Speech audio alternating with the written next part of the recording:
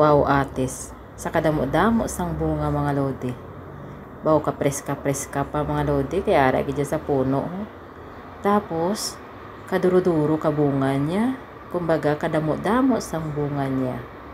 Nagapungyot lang balahaw. So kung may ginatanom kita, may anihon gid kita no. Amo nang hambal ka mga katigulangan. Nga kung may ginatanom kita, sa pila ka adlaw mamunga gid. So amo na ning resulta kay nagtanom sila, damo bunga ila nga atis. Wow, sa kanami libre ka na. No need na magbakal sang prutas kay kadamo na sang prutas. So malingaw ka gid sa pagtulok sang bunga ka atis no. Tapos kanamit sinaiya ka iya nga sabor.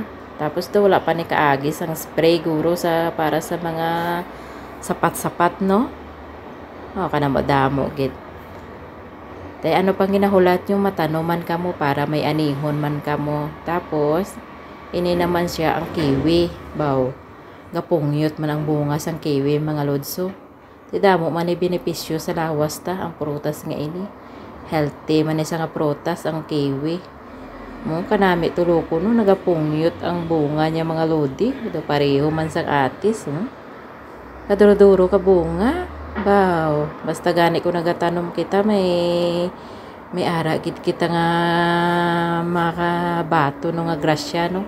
Kung gatanom kita mga lods, ti anong ginahulat nyo, matanoman kamo para may anihon man kamo. Tapos may mga bulak sa idalom, mga rose.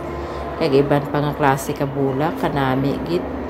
Kanami tulokon, te tanom na kamo da